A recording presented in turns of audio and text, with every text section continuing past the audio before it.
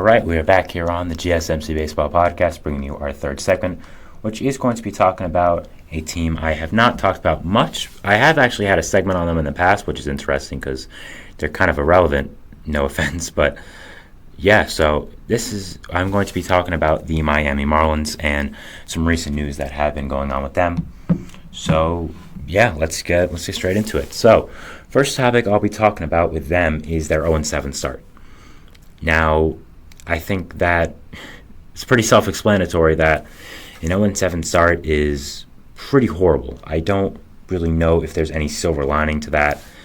I think that the Marlins know an 0-7 start is horrible, and I personally expected the Marlins to be pretty awful, but I didn't expect them to be this awful, I will say. I did contemplate having them fifth in the division below the Nationals, but I was like, you know what? No. They have enough pure talent. There's no way they're going to finish below the Nationals, right? Well, if I did that, I would have looked like a genius. So it's unfortunate that I did not. But yeah, the Marlins have just looked absolutely so horrible starting this season. I mean, 0-7 is just insane. I mean, the Mets are 0-5, and that's horrible. But 0-7? Like, wow, that's just so bad. So bad. And the thing about the Marlins is most of these games haven't even been close. Like, looking over these games here right now, you have lost, first of all, you've lost 5-6, close, 2-7, not close, 3-9, not close, 7-9, 4-7, no, 1-3, no, 2-10, absolutely not. So they've just been getting blown out, and man, oh man, have they just looked bad. Like, there's just not even like a baseball in it. They just look bad, like they've looked dead. Like, even their great players, guys who are Luis Arias, Brian De La Cruz, Jazz Chisholm, they haven't even been hitting that much, and they just have not looked like a Major League Baseball team so far. First of all, you had them complaining about the roof in the first game, which was not a great look. I mean, you start the season off horrible, and then the reason you say you did was because, the roof was open, and we usually don't deal with that. Well, no, don't do that, no. So it's just been an awful start for the Marlins, and I can't even explain 0-7, honestly. There's 7 games losing streaks, and then they're starting the season 0-7. Like, you don't get a win at all, I'm sorry. You're playing the Pirates and the Angels. Those teams are not good. The Angels are not good, the Pirates are not that good. It's insane how a team who made the playoffs last year can be 0-7. Now, this offseason, it seemed like they were rebuilding, though, so maybe they knew something we didn't. I mean, they let Jorge Soler walk for nothing. They shopped around some of their stars pretty eagerly, like Luis Arias and like Jesus Luzardo. But other than that, they signed one major league free agent, which was Tim Anderson, to a barely MLB deal worth like $5 million. So, I think they knew that they were going into more of a resetting period, rebuilding period at the start of the season. And that's why they didn't make any moves this entire offseason, really. So, yeah, the offseason was not good, and it's now showing in the regular season. So, it has not been great. The next thing I wanted to talk about is Yuri Perez and some really just awful news. He apparently is going to be undergoing Tommy John surgery, which is just awful, awful news, really. So Yuri Perez did get hurt at the start of the season in spring training, and went to first to a doctor who said, okay, you're going to be out for a little while, but you don't need surgery, you'll be fine. So he was originally planning to sit out just a little bit, and it was only going to be a few weeks to a month around, I think. And that was, okay, it could have been worse, right? Now, you don't ever want your young starting pitcher to be out for that long, but at the same time, they're pitchers and they're going to get hurt. So you're like, okay, you know what? That's okay. If that's what's going to be his injury, I'm fine with that. And then he went to a elbow specialist, the guy Garrett Cole also went to after he reported some soreness, and that guy told him he needs Tommy John, which is just a crushing blow to this Marlins franchise and this team. Now, the Marlins have a lot of good young talent, I will say.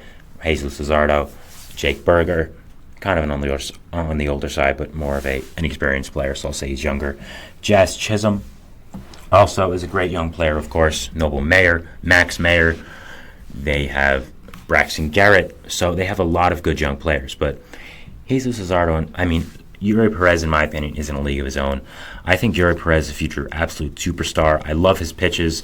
I love the way he carries himself on the mound. I think that he was going to be a top 10 pitcher by the end of this year, a guy who could have potentially been in Cy Young conversations. And the fact that he's going to need Tommy John is just so horrible.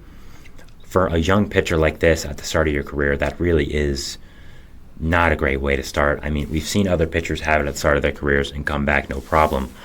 But it's still a big blow, and he's going to be out probably till the middle part of 2025, if I had to guess. And you just lost Sandy Alcantara to Tommy John as well. So suddenly a top three of Sandy Alcantara, Yuri Perez, and Jesus Luzardo that could have been is now down to Jesus Luzardo. That's it.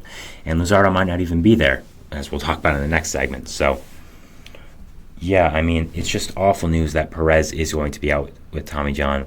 I think he was such an exciting pitcher, such an exciting player, was going to be is a young star in this league, and it is just so unfortunate that he is out. Now, what I will say is that Tommy John has kind of become just something that happens to pitchers nowadays. I think with all the stress pitchers have on their arm, the way how long they're throwing, how strong they're throwing, how violent they're throwing, it is just something that happens. Like someone said a few years ago, I don't remember who it was, but your arms are not meant to throw a pitch in a motion like that at that speed and that movement. It's just not built for that. So your arm is basically a ticking time bomb as soon as you get into the big leagues. And the time, you have to maximize that time before you do have to go into the knife, because it's going to happen eventually. At this point, Tommy John in baseball is just something that is going to happen, and that's it. There's really nothing else to say about that. It's something that is just going to happen. And the really just sad part about this here is the Marlins treated Yuri Perez with such care. They had him. He was dealing at the first part of last year, and they sent him down to work on his innings limit because they didn't want this to happen. They didn't want him to get injured. And the Marlins know a lot about pitching in that organization, as we've seen over the past few years with all the pitchers they developed. So it's just so sad, honestly, that this happened because the Marlins treated him so well, because he had such a bright future. It really is unfortunate. Now, I want to go away from the doom and gloom and say, look, it's not all bad. A lot of pitchers have come back better after Tommy John. Nowadays, a new trend in baseball with younger players is just getting Tommy John even if you don't need it, which is a horrible idea, by the way. Do not do that. If someone mentions to you to do that, do not do that if you're a young player listening to this. That is a bad idea. Do not do that. But a lot of people have been doing it because Tommy John has been so effective with pitchers, honestly, that it's transformed a lot of them. It's made them pitch faster. It's made them not worry about injuries, because if you've already had Tommy John, it's the likely chance of you getting it again is very low. So it is just kind of like a thing. Like I said before, it is just kind of a thing that is going to happen, and a lot of pitchers have returned from it rather quickly and better as well. So we'll see if that happens with Perez, but it is just a really unfortunate situation that they handled him with such care, his arm with such care. He is such a great player, a great young player, and he is already going under the knife for Tommy John. It is super unfortunate and just not great. I think the big thing here is him missing these next 2 years. I don't know what's going to happen with the Marlins now. I think they're probably going to a full-fledged rebuild, but they have some nice young pieces, and I think once Yuri Perez comes back, he'll be a big part of that. Speaking of that, a report came out yesterday from Ken Rosenthal that during the spring training, the Padres were very much trying to trade for both Luis Arias and Jesus Luzardo, which would have been very, very interesting. Now, it's not really a total surprise. Arias has been shopped around by the Marlins this offseason, as we know of, even after the 1 year in Miami and it being amazing. Luzardo's been very shopped around. That's been very, very public that he has been. So Personally, I would expect that Luzardo and Arias both are not on the team at the start of next year. I do think both are either going to be traded at the deadline or in the offseason, simply because they are coming up on free agency soon. They're both great players who I don't know if the Marlins can afford, and the Marlins are pretty clearly going into a rebuild right now. And because of that, these guys just aren't really big parts. I would keep Luzardo, but I understand why they're not. Luis Arias has 2.5 years of control left if he were to be traded at the deadline, so he should get a lot if he were to be traded. So that could be something. But we've heard him in rumors with teams like the Yankees, teams like the Blue Jays as well. So he could get a guy who's as good of a hitter as he is. And Luzardo as well. I think he's definitely gone soon. I mean, he's 2 years away from free agency. He's been an amazing pitcher since coming over to Miami. Going back home in Miami as well is from there. So, yeah, I mean, it's 2 years after this. So, yeah, he's been an amazing player, and a young pitcher like him who's been really good, who has great pitches, I think can get a lot. And I think if the Marlins are clearly trying to get into a rebuild, trading both these guys would be a great start. I mean, both these guys are going to get a ton. Oops, I didn't mean to do that. Sorry. Both these guys are going to get a ton if they were to trade them.